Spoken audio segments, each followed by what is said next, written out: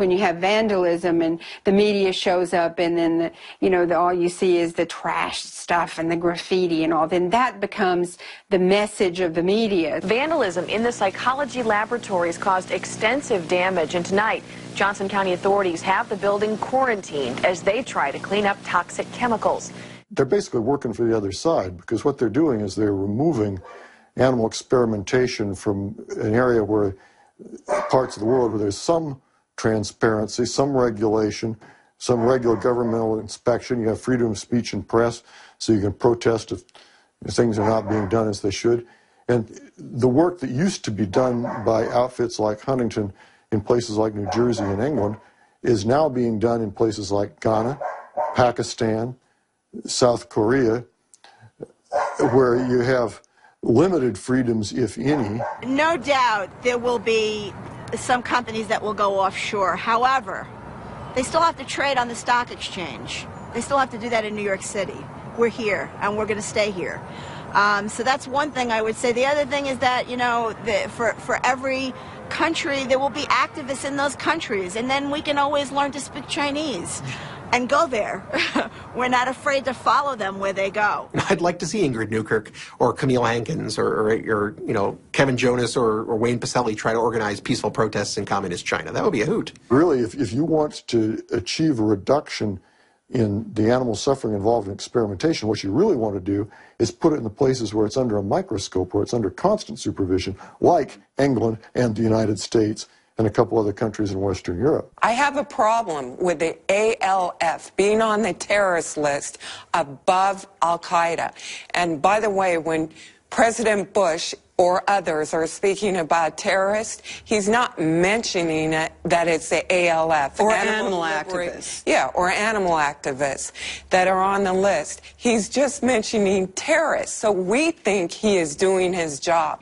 I think the American people were tricked into this new form of police service through, where our country is such fear of the animal rights movement, and the #1 threat to domestic terrorism is the animal rights movement, and they're, all over the world this is touted on the front lines of papers. America deems the #1 threat to U.S. security the bunny huggers, and so most people in the world are taking that with a joke, but it's real. We were watching people go to jail. The hidden agenda, I think, is that they are worried about us for some reason, but I stand on the side of a road with a video camera with my face just like this, and if I'm what they think terrorists are, there's no reason why. This explains to me why terrorists get away with it. Fortunately, this nation has superb professionals in law enforcement, intelligence, the military, and Homeland Security. We had a day in this little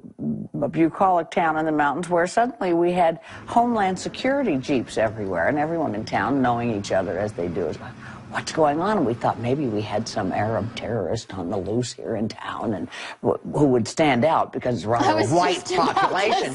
And there were also helicopters going over the town. And these Homeland Security guys were omnipresent.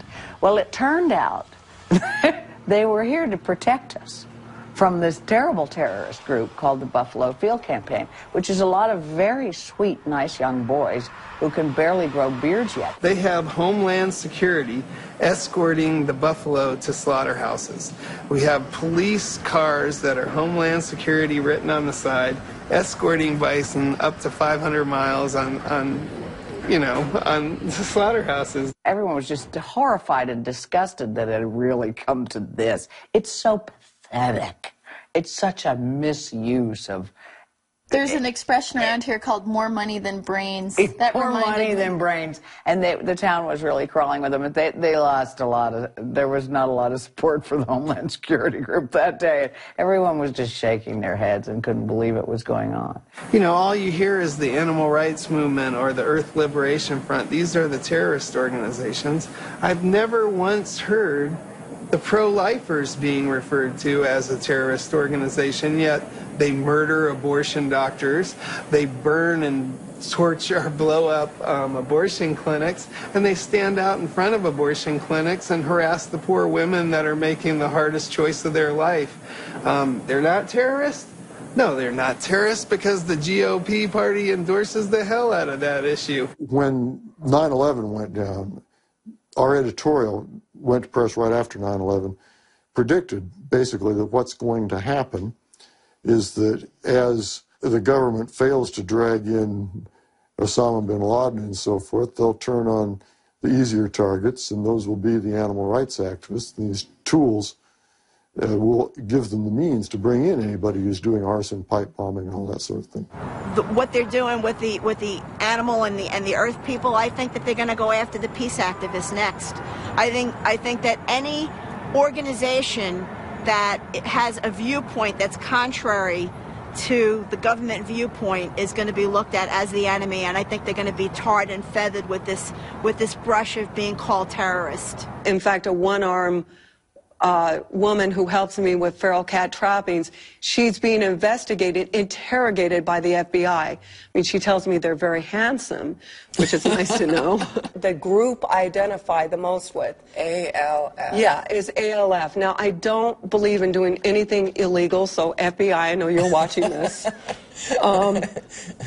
We don't believe in that, and we use the name the Kitty Liberation Front because we felt as strong as them, but it was also to make fun of ourselves. Well, we are the Kitty Liberation Front, not to be confused with the ALF. Yeah, right.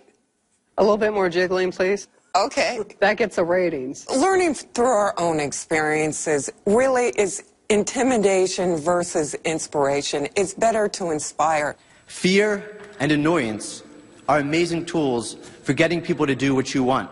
We cannot do that through attacking. And it's amazing. But I understand where ALF comes from, and I have no problems with them because they're not hypocrites and they are what they are.